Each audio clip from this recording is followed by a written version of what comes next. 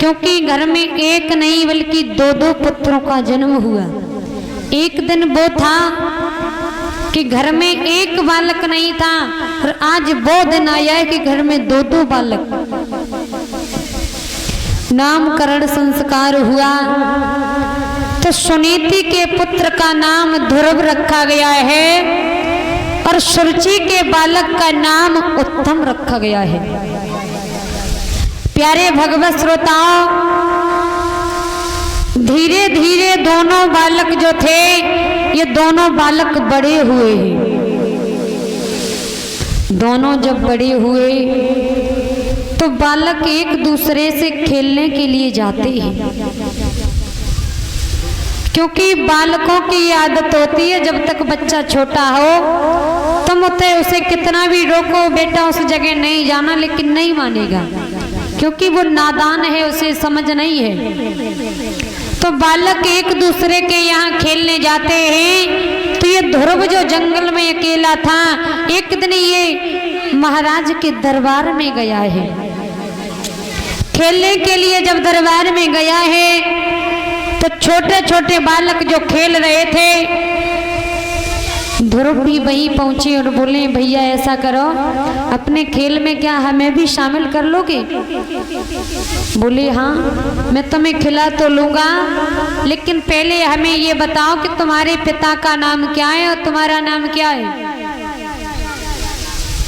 ध्रुव ने जवाब दिया है भैया मेरा नाम तो ध्रुव है, लेकिन हमें अपने पिता का नाम नहीं पता है। बोले भैया मैं अभी जा रहा हूँ और अपनी माँ से पूछूंगा कि मेरी पिता का नाम क्या है। मैं आज जा रहा हूँ भैया, कल आऊंगा तब मैं तुम्हें जरूर बता दूंगा।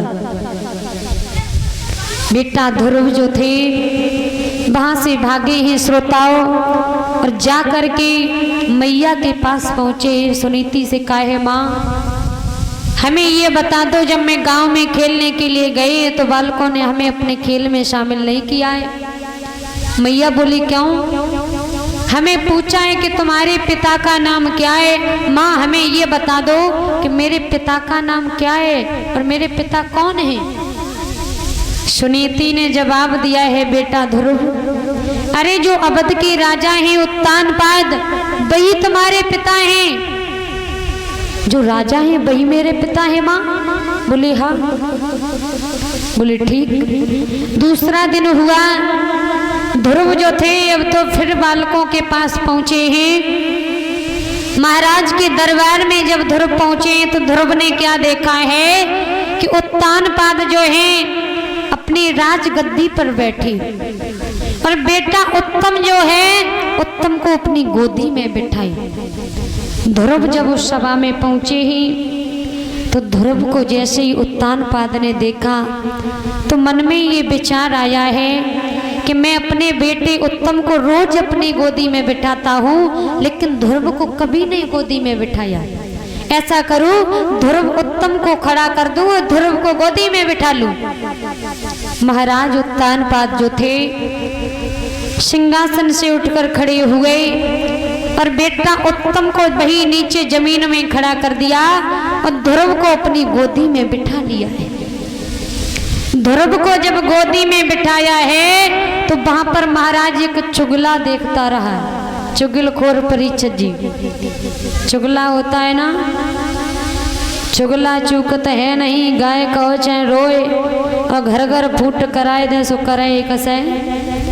चुगला जो होता है ना उसका ये काम होता है, तुमने अगर कोई बात अपनी शेयर की तो तुमसे उठ के जाएगा और पड़ोसी को बता देगा। और ज़्यादातर मैंने देखा है कि हमारे भाइयों में ये आदत नहीं होती है, माताओं में ज़्यादा होती है। मैं गलत नहीं कह रही हूँ, ऐसा नहीं आप लोग सोचो कि मेरे ही बारे में हमेशा कहती हूँ। माताओं की आदत होती है, अगर किसी ने अपनी पड़ोसन को बात बता दी, कहा कि टिंकू की मम्मी आज हम तुम्हें एक बात बताए रे, और देखो हमें बताए कि गई है ऐसी ऐसी बात है, तुम का उसे कहियो ना। तो बनाए पागल हो ये, अरे हम तेरी कहूँ बात कहते हैं तो उससे ज़्यादा हम कहूँ चाहते हैं तेरी बात कहूँ आज दिन तक कही है, तू परेशान मत हो, बता क्या बात है, हम कहूँ नहीं कहेंगे। अब उनने सारी बात बता दी। अगर उनने जे और कह दे कि कहू से कहियो ना तो जरूर कहें।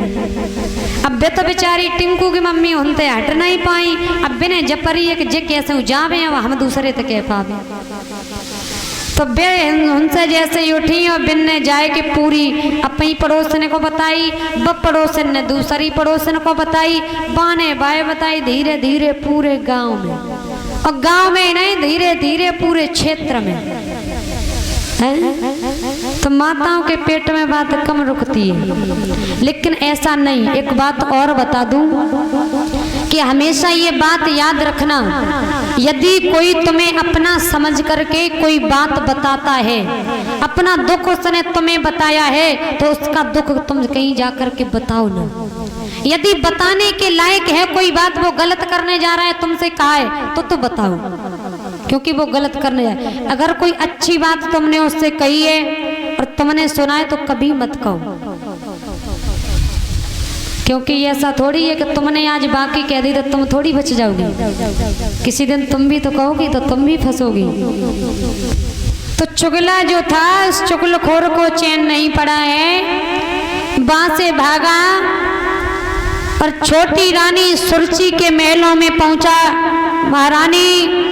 महारानी गजब हो गया। बोले क्या हुआ?